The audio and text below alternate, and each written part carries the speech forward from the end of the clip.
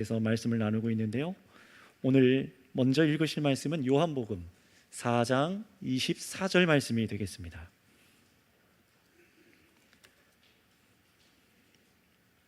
다 찾으셨으면 우리 한 절만 다 같이 읽도록 하겠습니다. 4장 24절입니다. 시작. 하나님은 영이시니 예배하는 자가 영과 진리로 예배할지니라. 아멘. 자, 우리가 작년에 어떤 교회로 세워지는지, 하나님의 신령한 그 복이 무엇인지 알기 위해서 에베소서 전체 강의를 했었어요. 그래서 우리가 올해 한 해 옆에 붙어있는 표대로 어떻게 써 있습니까? 정말 성령으로 하나됨을 힘씁니다. 예수 그리스도 안에서 하나 되어서 성령으로 하나 되는 힘써 지키는 교회가 되기 위해서 우리가 어떻게 나아가야 되는가, 이 한 해 우리가 마음을 들여서 같이 말씀을 듣고 순종하며 나아가고 있는데요. 근데 그러려면은요, 하나님을 알아야 됩니다.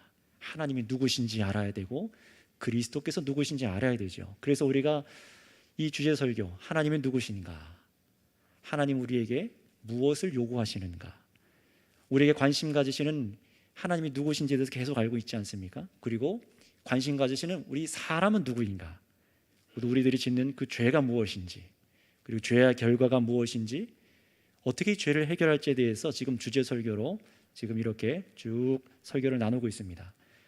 그래서 지난 두 번의 시간에 걸쳐서는 하나님의 살아계심에 대해서, 그리고 하나님의 여러 이름에 대해서 우리가 보았죠. 얼마나 하시는 일이 많으신지, 그분의 이름을 우리가 다 인생 평생을 통해서 겪고 깨달아 하나님을 경외하고 알기를 원하고 계셨어요. 자, 오늘은 그렇다면 이 하나님이 누구신가에 대해서 또 알기 원하는데요, 오늘은 하나님의 속성과 성품 7가지에 대해서 간략간략하게 좀 보려고 합니다. 여러분, 왜 이것이 중요한지 한번 생각해 보셨으면 좋겠어요. 여러분은 하나님께서 누구신지에 대한 질문을 여러분은 인생 가운데 해결해 가고 계십니까? 오늘 예배하고 있는데 여러분 주일학교, 중고등부, 청년부부터 아니면 장년이 되어서 내가 예수님을 믿고 교회를 다니기 시작했어요. 정확히는 내가 교회가 된 것이죠. 그래서 우리가 하나님을 섬기고 예배하고 있는데 이 하나님이 누구신지에 대해서 여러분 인생 가운데 정리하고 있으시냐라는 거예요. 정말 하나님을 아시냐라는 것이죠. 왜 이게 중요하냐면은 우리의 신앙 가운데 참으로 성장함이 있고 자라남이 있고 그분을 아는 것에서 멈추면 안 되는 것인데요, 가끔 전도를 하다 보면은 안티 크리스찬들을 만납니다. 어떤 사람들입니까? 교회를 반대하는 사람들이죠. 예수 믿는 걸 반대하고 그렇게 싫어해요. 그런데 간혹 만나면은요, 이 안티 크리스찬들 중에서 특징 있는 사람들이 있어요. 교회를 전혀 안 다녀본 사람들, 그런 사람들은, 그런 분들께서는 그런가 보다라고 그냥 얘기를 들으시는데 의외로 막 반대하고 막 그렇게 미워하는 마음으로 대하는 분들 중에는 교회를 다녀본 분들이 꽤 많습니다. 또는 직분자의 자녀분들, 어려서 주일학교 출신들이 꽤 많아요. 이유는 뭔가 하니 하나님을 알 때 대강하는 거예요. 선명하게 알지 못하는 겁니다. 하나님이 누구신지에 대해서 그냥 주일학교 수준에서 들은 것을 가지고 그 위에 나의 감정과 나의 경험을 쌓아서 신앙하고 있어요. 그러니 어떻게 될까요? 하나님에 대한 여러 가지 오해가 생기고 무지함이 생겨서 내 인생이 하나님께서 원하시는 대로, 하나님의 뜻하신 대로 살아가지를 못하는 거예요. 그러니 하나님이 누구신지를 모르니까 기쁨이 없는 겁니다. 교회를 와도 예수님을 믿어도 기쁨이 없는 거예요. 그냥 이 예배의 자리는요, 그냥 졸린 시간, 잠자는 시간이 되어버리고 마는 것이죠. 충분히 이해를 합니다.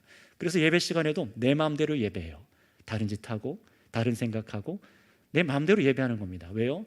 하나님이 누구신지를 모르니까 어떻게 예배해야 되는지를 내 방법대로 세워서 예배를 하는 겁니다. 다시 질문 드립니다. 여러분들은 하나님이 누구신지에 대해서 정리해 가고 계십니까? 우리 사람은 하나님이 누구신지 아는 만큼 누릴 수 있고요, 그 관계 속에서 바르게 살아갈 수가 있습니다. 그래서 이렇게 말할 수 있어요.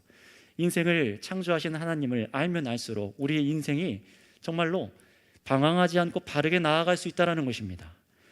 그러니 반대로는 어떻게 말할 수 있습니까? 하나님에 대한 지식이 아예 전무하거나 아니면 하나님에 대한 여러 가지 오해, 그리고 하나님을 부분적으로만 알고 또 그럼에도 불구하고 하나님을 알기를 멈출 때에, 그때는요, 하나님께서 우리 인생에 허락하신 은혜가 무엇인지를 누릴 수가 없게 되는 것입니다.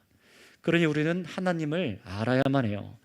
자, 그런데 지난 주제 설교 때 말씀드렸듯이, 첫 번째 시간에 말씀드렸듯이 우리 사람은 우리들의 지식, 우리들의 경험만으로는 다 알 수 없다고 말씀드렸습니다. 왜 그렇습니까? 스스로 잊지 못하는 우리가 스스로 계신 하나님을 다 파악하고 안다는 것 자체는 불가능한 일이에요. 예를 들었었죠. 몇 주째 말씀드리고 있지만, 개미가 우리 사람을 인식하지 제대로 파악하지 못하는 것처럼, 자그마한 곤충이 우리를, 사람을 알지 못하는 것처럼 우리 사람도 마찬가지입니다. 스스로 잊지 못하는 자들이 스스로 존재하시는 분을 다 파악하고 안다는 것 자체가 교만이고, 파악되면은 그건 신이 아니죠. 우리가 믿을 필요가 없습니다. 하나님은 누구신가? 여기에 대해서 우리가 분명히 알 때에 성경을 통해서 알아야 된다는 거예요. 우리들의 경험, 여러분들의 여러 가지 경험들이 있으시죠?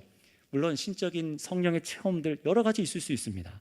그러나 그것이 아니라 우리들의 짧은 지식과 경험의 지에 어그러진 우리들의 받아들이는 이런 모든 반응들의 문제 때문에 우리는 어떻게 해야 됩니까? 오직 하나님께서 자신을 계시하여 주신 성경 말씀을 통해서 우리 하나님이 누구신지를 정확하게 이해할 수 있다는 사실을 여러분 기억하시기 바랍니다. 여러분, 모든 만물의 시작이 있다는 걸 우리는 알고 있죠. 모든 만물의 시작이 있고 또 끝이 있음을 알고 있어요.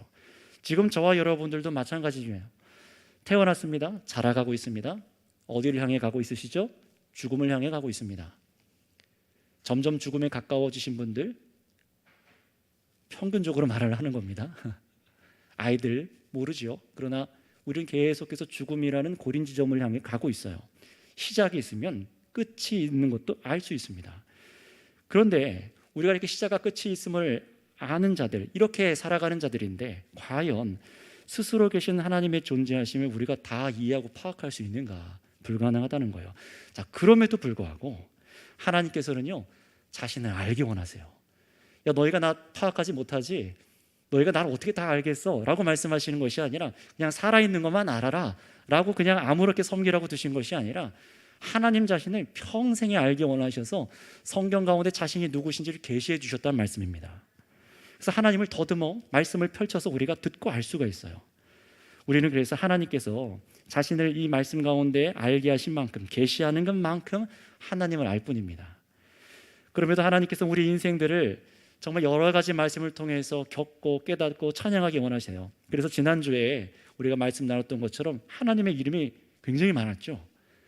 특별히 4가지를 탁 집어서 하나님의 이름을 하나하나 보았는데요, 그 중에 이름이 어떤 것이 있었습니까? 전능하신 하나님. 여러분, 우리의 인생을 완전히 새롭게 하실 수 있는 전능하신 하나님의 이름에 대해서 보았습니다.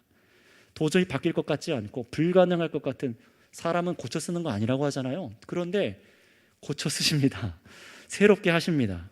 그게 바로 전능해 하신 하나님의 이름을 소개하실 때, 아브라함의 이름을 바꿀 때 말씀하셨던 하나님의 이름이에요.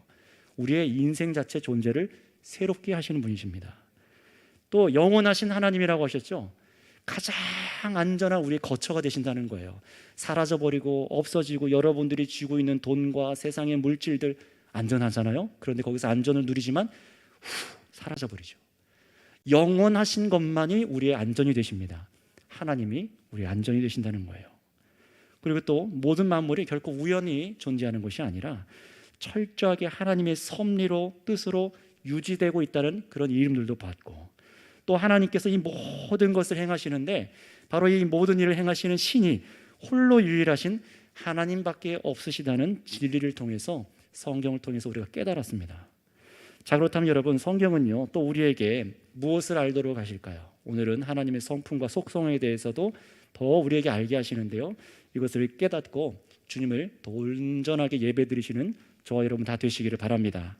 자, 첫 번째로 우리 다시 한번 이 말씀 읽어볼까요? 요한복음 4장 24절, 하나님의 이 속성에 대해서 어떤 속성을 갖고 계신지 말씀을 다시 한번 읽어보겠습니다. 시작. 하나님은 영이시니 예배하는 자가 영과 진리로 예배할지니라. 아멘. 자, 속성이라는 것이 무엇입니까? 이 사물을 이루고 있는, 구성하는 것들, 그 특질들이죠. 그걸 속성이라고 하는데, 하나님의 이 속성이 무엇인지에 대해서 보고 있는 거예요. 근데 뭐라고 하세요? 하나님은 영이시다라고 말씀하시죠. 이게 무슨 말씀일까요? 영이시다라고 말합니다. 오늘 말씀은요, 우물가의 한 여인이 예수님과 대화하는 장면 속에 나타난 말씀인데요, 이 여인은 하나님을 알기는 알지만 커다란 오해를 한 가지 갖고 있었습니다. 우리 조상은 이 산에서 하나님을 섬겨야 한다고 하는데, 모세가 두 돌판을 받은 그 산이죠. 그런데 유대인들, 당신들은 왜 하나님을 꼭 저기 예루살렘 성전에서만 하나님을 예배해야 된다고 말합니까? 라고 물어요. 예배하는 장소가 지금 다르다고 생각을 하는 거죠. 여러분, 이 여인은요, 하나님께서 한 장소에 임하는 분으로, 한 장소에만 임하시는 분으로 생각을 했던 겁니다. 사실 이것은 하나님께서 선택했던 백성이라는 이스라엘 사람들, 유대인들도 똑같이 이런 생각을 갖고 있었어요. 여러분, 그렇지만 하나님은 어떤 분이시라고요? 영이시라고 했습니다. 이 말은 하나님께서 영이심으로 어떤 한 건물이나 어떤 한 지역에 계신 분이 아니라는 사실을 성경을 통해서 말씀하고 계신 거예요. 여러분, 생각해 보시기 바랍니다. 우리는요, 지금 이 현재 예배자는 이 자리에 앉아 있지만 동시에 집에 있거나 동시에 사무실에 앉아 있거나 할 수 없죠. 그러나 하나님께서는 어떻게 하시다는 거예요? 하나님께서는 영이셔서 어디든 함께 계시다는 겁니다. 영이시라는 것을 잘 생각하셔야 됩니다.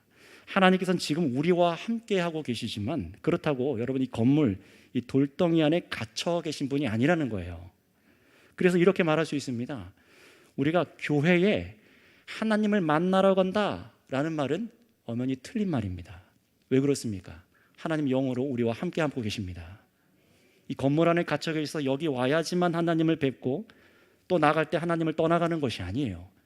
하나님은 영이셔서 어디든 함께 계십니다. 그래서 하나님께서는 지금 우리와 함께 계시지만 어떻다고요?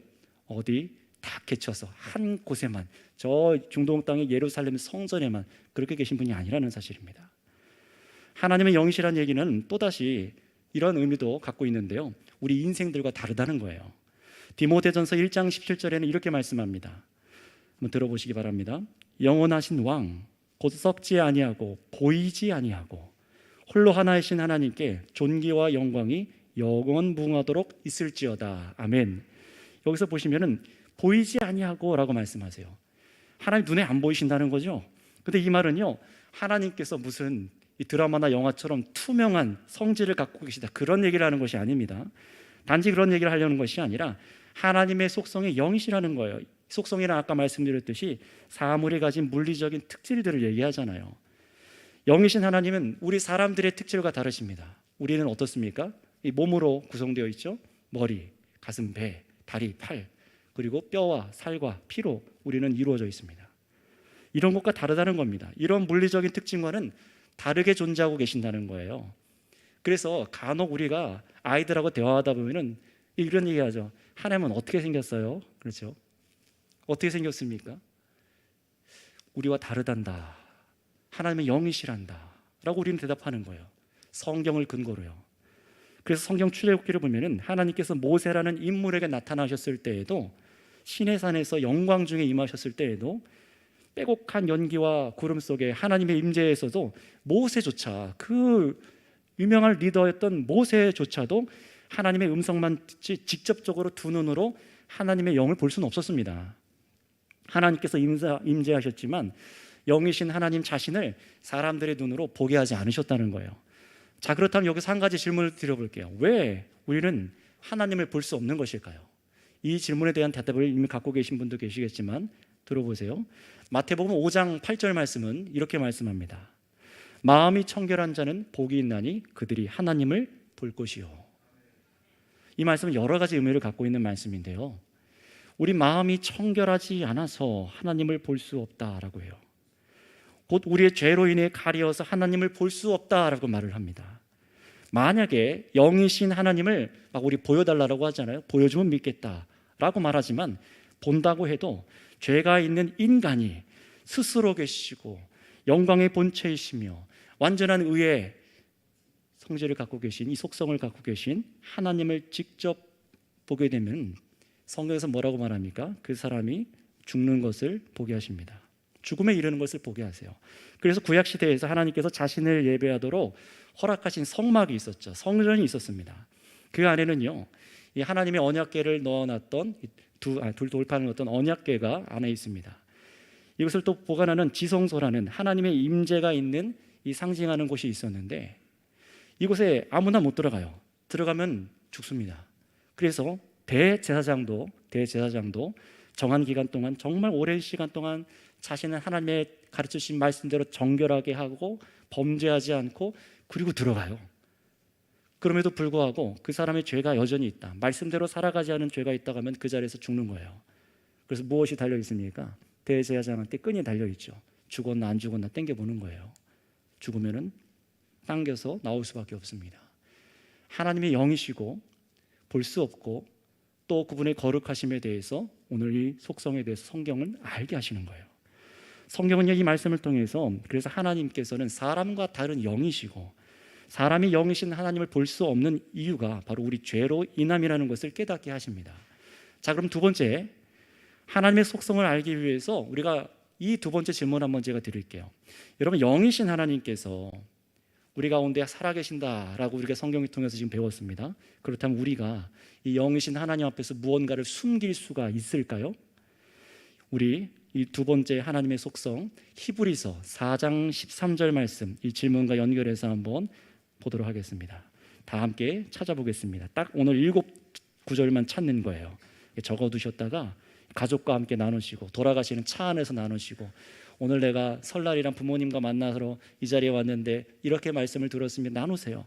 여러분의 기억력을 의지하지 마시고 적어놓으셨다가 보시기 바랍니다. 히브리서 4장 13절입니다. 4장 13절 시작. 지으신 것이 하나도 그 앞에 나타나지 않음이 없고 우리의 결산을 받으실 이의 눈앞에 만물이 벌거벗은 것 같이 드러나느니라. 아멘. 보세요, 뭐라고 말씀하십니까? 하나님 앞에서 모든 것이 어떻게 된다고요? 모든 것이 벌거벗은 것처럼 드러난다고 말씀하세요. 하나님께 그 무엇도 숨길 수가 없다는 말씀입니다. 이것이 오늘 두 번째로 본 하나님의 속성이에요. 그렇다면 여러분, 이 시간 이 예배의 자리 생각해 보시기 바랍니다. 하나님 앞에 모든 것이 벌거벗은 것처럼 드러난다고 하는데 여러분이 지금 이 자리에 앉아서 설교를 들으시며 하시는 생각, 저는 모르잖아요. 여러분들이 설교를 들으면서 말씀을 들으면서 이 설교를 비판하고 있는지, 다른 생각을 하고 있는지, 엉뚱한 것에 마음을 갖고 있는지, 아니면 내일 뭐 하고 놀지 모릅니다. 저는. 여러분 집에 들어가서 혼자 하는 생각들, 여러분이 몰래 하는 생각, 하나님이 모르실까요? 성경 시편 139편 2절 3절에는요 이렇게 기록하고 있습니다. 주께서 내가 앉고 일어섬을 아시고 멀리서도 나의 생각을 밝히 아시우며 나의 모든 길과 내가 눕는 것을 살펴보셨으므로 나의 모든 행위를 익히 아시오니. 아멘. 뭐라고 말씀하세요? 내가 앉고 일어서림을 멀리서도 아시고 나의 생각을 밝히 아신다라고 하나님의 속성에 대해서 분명히 말씀하십니다. 여러분, 사람은요, 저와 여러분들은 겉과 속을 다르게 해서 다른 사람을 속일 수는 있습니다. 하지만 영이신 하나님께서는 여러분의 모든 생각을 밝히 아시는 분이십니다. 그렇다면 여러분은 이런 여러분의 생각을 다 아시는 하나님의 이 속성이 여러분에게 위로로 다가오시나요? 아니면은 두려움으로 다가오시나요? 나의 연약함을 아시고 잘못된 계획과 생각을 바로 잡아주실 수 있는 분이 계시다는 사실이 너무 감사하고, 내가 곁길로 갈 수 있구나, 나는 이렇게 생각하는데 이것이 잘못된 생각일 수 있구나, 나를 아셔서 안전한 길로 나를 감싸 안으시겠구나, 감사로 하나님의 이 속성의 위로가 되시는 분이 계실 것이고요. 반대로 여러분의 생각에 품은 뜻과 행동의 동기가 악한 것뿐이고 죄를 즐기기 위함이라면은 하나님께서 우리의 생각을 다 아시는 것이 두려움으로 다가올 것입니다. 여러분들 스스로 이 하나님 앞에 비춰서 예배하세요. 세 번째입니다. 세 번째 하나님의 속성을 알기 위해서 이번에는 구약성경 예레미야서 23장 24절 말씀을 우리 한번 다 같이 찾아서 읽어보도록 하겠습니다. 찾으실 수 없는 분들은 잘 들어주시기 바랍니다. 예레미야서 23장 24절의 말씀입니다. 예레미야 23장 24절 말씀입니다. 자, 하나님이 누구신가 한번 같이 읽겠습니다. 시작. 여호와의 말씀이라. 사람이 내게 보이지 아니하려고 누가 자신을 은밀한 곳에 숨길 수 있겠느냐?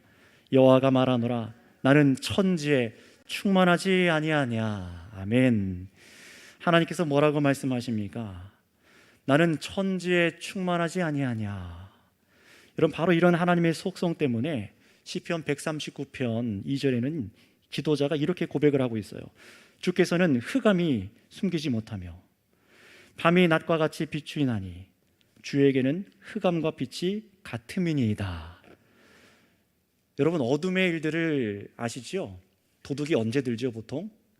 물론 요새 대담해 가서 낮에도 털지만 밤중에 은밀한 곳에서 보이지 않게 일합니다. 보이지 않으니까 가리는 거예요. 자기의 죄와 모든 것들을 어둠 가운데 가리려고 하는 거예요. 그러나 하나님께는 이 어둠과 낮이 같습니다. 가릴 수가 없다는 거예요. 그 무엇도 숨길 수가 없으시다는 겁니다. 그러나 여러분, 어떤 어둠에 가린 일이라도 숨길 수 없어요. 지금 이 시간에도, 이 순간에도 어떤 사람들은 자신의 어둠의 일들을 은밀하게 모여서 계획하고 실행하겠죠. 우리는 알지 못하지만 하나님께서는 아시고 보수하십니다. 하나님께서는 그 일에 대해서 응당히 일들을 처리하십니다. 심판으로 아니면 복으로. 하나님의 손길이 미치지 않는 것이 없으시다는 거예요.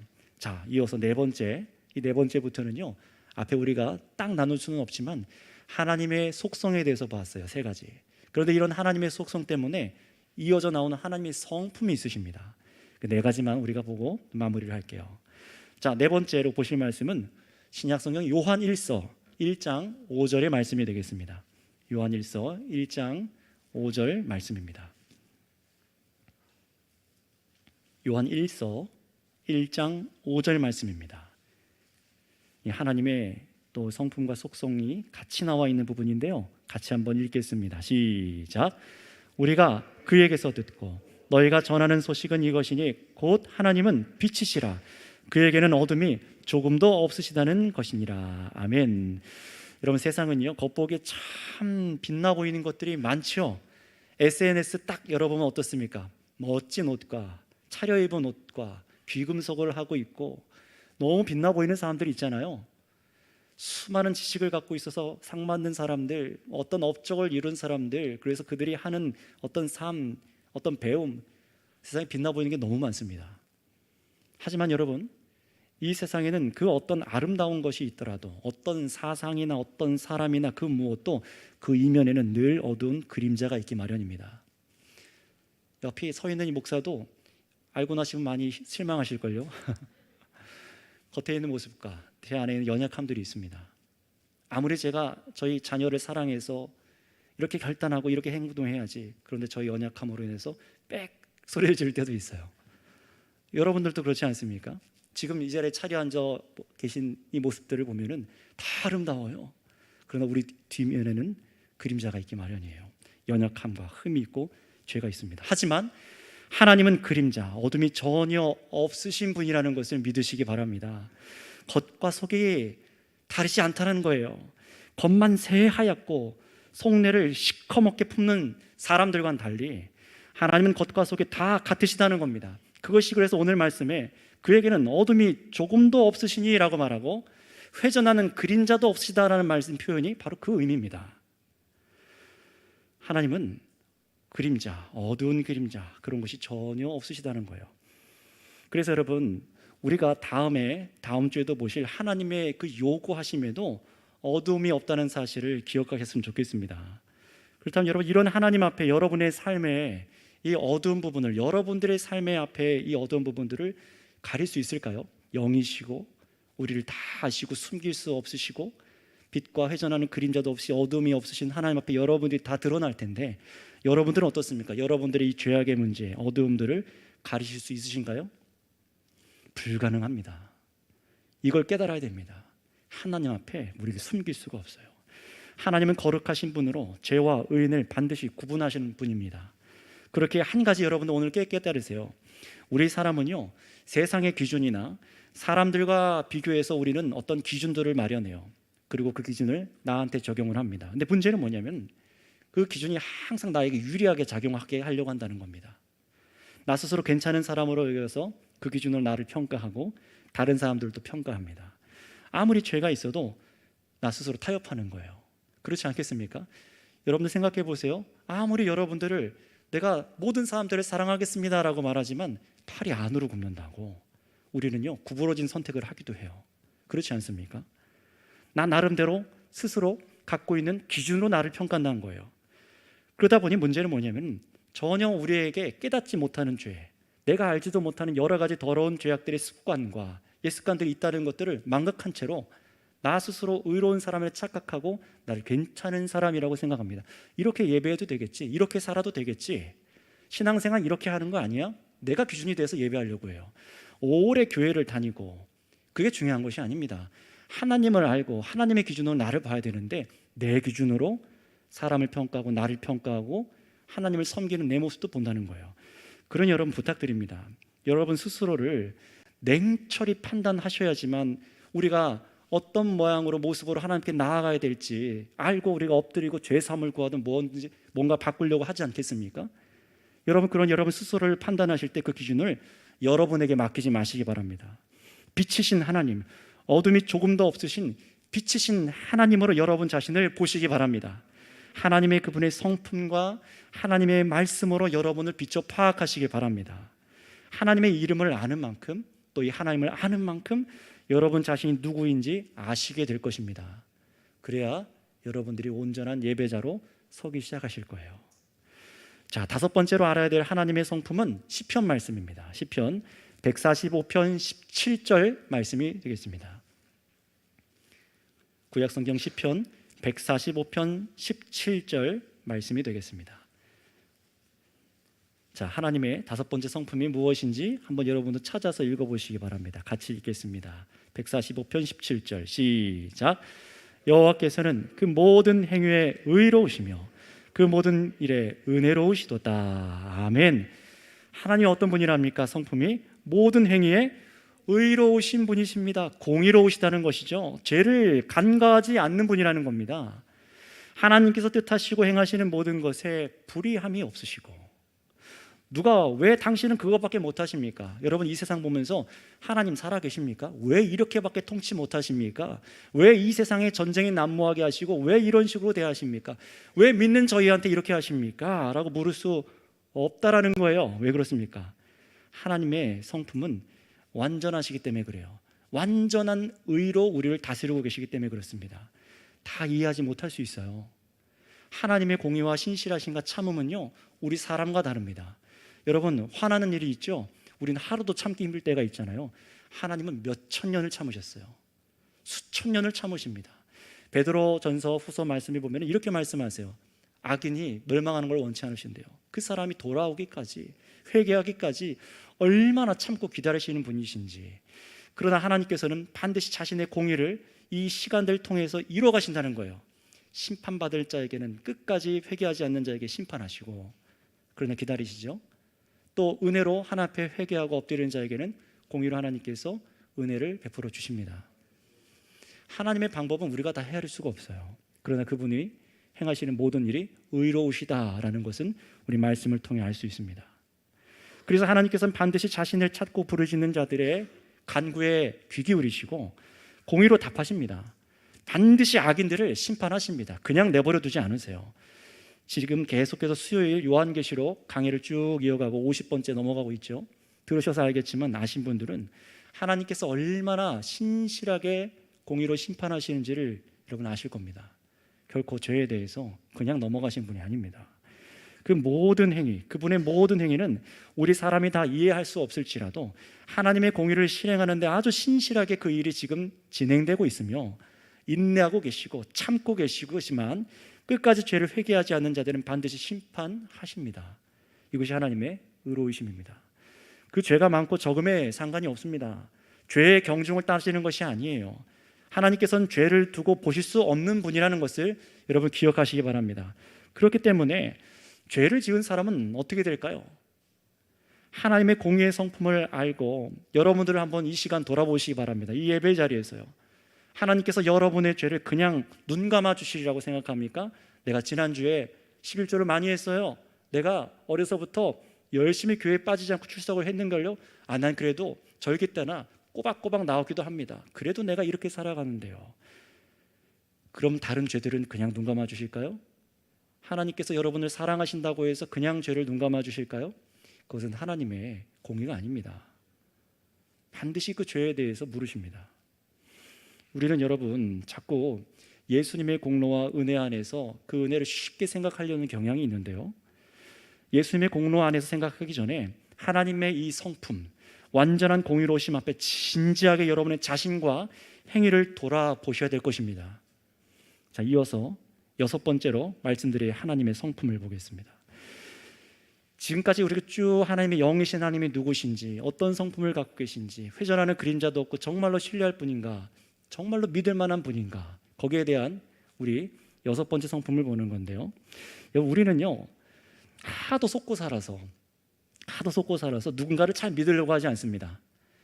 심지어 하나님도 그렇고 앞에서 하나님 말씀을 대언하는 설교자도 믿지 않으려고 해요. 그렇지 않습니까? 하나님께서 우리의 속을 다 아시고 우리의 죄악을 숨길 수 없으시고 생각할 수 없고, 그분은 어두움도 없으시다, 참 빛이시다, 심판하신 분이다. 정말, 그런데 정말로 말씀대로 그렇게 믿을 만한 분이실까요? 이에 대한 대답을 우리 한번 보도록 하겠습니다. 이번에는 히브리서 10장 23절 말씀을 읽어보도록 하겠습니다. 히브리서 10장 23절 말씀입니다. 잘 체크하셔서 여러분들이 믿는 하나님이 누구신지를 깊이 묵상해 보시기 바랍니다. 히브리서 10장 23절 함께 읽겠습니다. 시작. 또 약속하신 이는 미쁘시니 우리가 믿는 도리의 소망을 움직이지 말며 굳게 잡고. 아멘. 자, 여기서 약속하신 이는 미쁘시니 라는 표현이 있죠. 이 미쁘시니라는 말은 신실하시다라는 뜻으로 받아들이시면 돼요. 변함이 없으시다라는 뜻입니다. 하나님의 약속은 변함이 없으시다는 거예요. 이것이 하나님의 성품입니다. 우리 사람들이 하는 약속, 그리고 우리가 하는 법도들 다 흔들리죠. 그러나 하나님의 약속하신 것은 변함없는 소망으로 우리가 붙잡을 수 있다는 거예요. 그래서 민수기 23장 19절 말씀은 이렇게 말씀합니다. 하나님은 사람이 아니시니 거짓말을 하지 아니하시고 인생이 아니시니 후회가 없으시도다. 그 말씀하신 바를 행하지 않으시며 하신 말씀을 실행하지 아니하시리라 라고 말씀해요. 무슨 말이냐면은 우리 사람과 달리 하나님께서는요 저와 여러분들에게 그냥 임기응변하려고 아무 말이나 하시거나, 하나님께서 영원하시니까 오래 계시니까 기억력이 좀 흐려지셔서 실수로 어떤 말을 하시거나, 아니면 무지함으로 뭔가를 알지 못하셔서 허언을 하시거나 그러지 않으십니다. 하나님께서 뱉은 약속, 언약을 바꾸시지 않으십니다. 여러분 성경 66권에서 구약 성경이 얼마나 오래된지 아시잖아요. 수천 년도 전에 수많은 사람들 통해서 쓰여졌는데 이 약속이 흔들리지 않고 있는 그대로 성취된 것이 예수님의 보혈이죠. 예수님의 은혜죠. 우리는 신약 성경을 통해서 하나님의 말씀과 약속들이 얼마나 신실하게 성취되고 있는지를 알고 있어요. 그 증거를 갖고 있습니다. 여러분, 하나님은 거짓말하지 않으시는 분이시고 말씀하신 바를 반드시 실행하십니다. 그것이 성경 66권의 약속과 성취예요. 따라서 여러분, 하나님을 제외하고 여러분이 믿을 만하다라고 생각하고 있는 것들을 한번 떠올려 보세요. 내가 지금 이거 참 믿을 만하지라고 신뢰하고 있는 것 한번 떠올려 보시기 바랍니다. 아침에 계획한 생각, 뱉은 말조차도 저와 여러분들은 잘 못 지켜요. 나의 남편한테, 나의 아내에게, 나의 자녀에게도 약속한 것 제대로 못 지키는 게 우리입니다. 하물며 이 세상 구조는 어떻습니까? 어떤 제도도 선한 동기로 계획된 것과 다르게 흘러가기도 해요. 변하고 기대했던 것을 송두리째 앗아가기도 합니다. 우리가 전혀 생각하지 못한 방향으로 가는 거예요. 하지만 여러분, 영원하신 하나님은 그분의 계획과 약속, 하나님의 이 소망은 변하지 아니하시는 것을 믿으시기 바랍니다. 사람인 내가 변하는 거지 하나님이 변하신 적은 없으십니다. 여러분, 오늘 설교 그래서 마지막 7번째로 보실 하나님의 속성이 무엇인지 알고 마치도록 할게요. 자, 이번에는 로마서 3장 4절 말씀을 우리 마지막 하나님의 성품으로 알고 찾아보도록 하겠습니다. 로마서 3장 4절입니다. 마지막 구절, 로마서 3장 4절 말씀입니다. 함께 읽어보겠습니다. 시작. 그럴 수 없느니라. 사람은 다 거짓되되 오직 하나님은 참되시다 할지어다. 기록된 바 주께서 주의 말씀에 의롭다함을 얻으시고 판단 받으실 때에 이기려 하심이라 함과 같으니라. 아멘. 자, 여기 보면 하나님이 어떤 분이시라고 말해요? 하나님은 참되신 분이라고 말합니다. 진짜 가치라는 의미죠. 여러분 수학을 좀 잘 아시는 분들 아시겠지만 참값이라고 아시지요? 그게 뭡니까? 값의 변화가 없고 명제가 딱 한 개라는 것을 참값이라고 합니다. 그런 것처럼 하나님께서도 변하지 않으시고 거짓이 없으신 참되신 분임을 성경은 계속해서 우리에게 보여주시는 거예요. 그래서 히브리서 6장 18절을 한번 들어보세요. 제가 세번역 성경으로 읽어드리겠습니다. 이 두 가지 변할 수 없는 사실, 곧 하나님의 약속과 맹세를 의지하여 큰 위로를 받게 하려는 것입니다. 하나님께서는 약속하시고 맹세하실 때에 거짓말을 하실 수 없습니다. 아멘. 여러분, 저와 여러분들은요 결코 어리숙하지 않아요. 하나님 믿는 것이 어리숙해서 뭘 몰라서 믿는 게 아닙니다. 아무거나 믿지 않지 않습니까, 여러분들? 심지어 여러분들 옷 지금 입고 있는 옷 인터넷에 살 때 막 비교해 보시죠. 이 사이트 저 사이트 들어가 보고, 계약을 하실 때도 이 기업과 저 기업을 비교해 보고, 과연 믿을 만한가?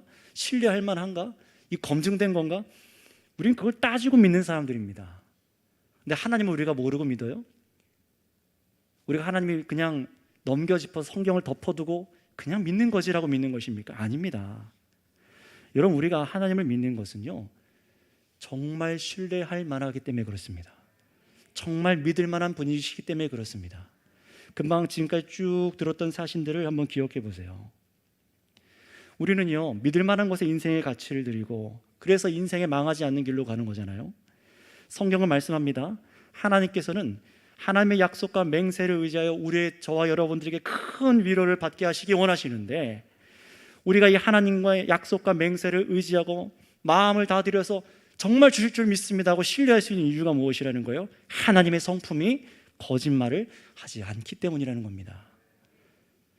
자신의 공의와 성품과 사랑에 충돌하지 않는 유일하신 분이십니다. 우리는 사랑한다고 하면서 온전하게 사랑하지 못하죠.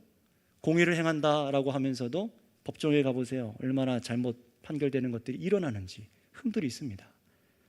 우리의 사랑과 공의는 충돌해요. 그러나 하나님의 공의와 성품, 이 사랑은 충돌하지 않습니다. 유일한 분이세요. 자신의 사랑과 이 공의에 유일하게 충돌하지 않으시고 우리를 다스리시고 신뢰할 수 있는 분이 바로 우리 주 하나님이십니다. 철저하게 자신이 하신 약속들을 이뤄 가시기에 합당하신 분이세요. 자, 오늘 여러분 이 주제 설교를 마무리하겠습니다. 스스로 존재할 수 없는 우리가 스스로 영원히 존재하신 하나님을 바라보는 것이 당연한 것처럼, 우리 사람에게 지금 없는 성품, 이 속성, 이것으로 우리를 다스리신 하나님을 마땅히 바라봐야 됩니다. 본받기 원해야 되고 사랑해야 되고 즐거워해야 되는 거예요. 나에게 없는 것을 우리가 즐거워하는 거잖아요. 여러분 생각해 보세요. 남들이 차고 있는 시계는 그렇게 부러워하면서 왜 나에게 없는 하나님의 성품은 안 부러워하십니까?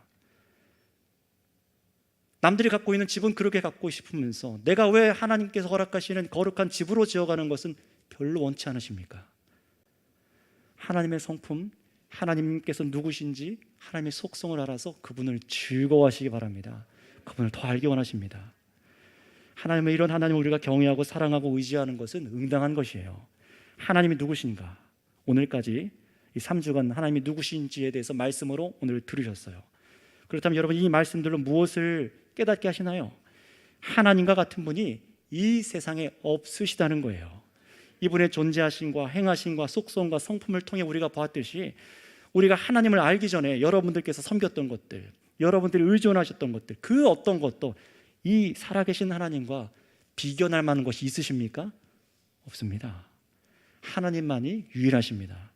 그러니 성도 여러분, 지금 우리를 부르셔서 예배하게 하시고 또 받게 하시고 자신을 알게 하시고 믿는 자들의 이 삶과 마음과 예배를 받으시는 이 하나님 앞에 이제 그냥 예배하시는 것이 아니라 하나님을 더욱 깨달아 인생 평생 이분을 깨달아서 온전하게 예배드리는 저와 여러분 되시기 바랍니다.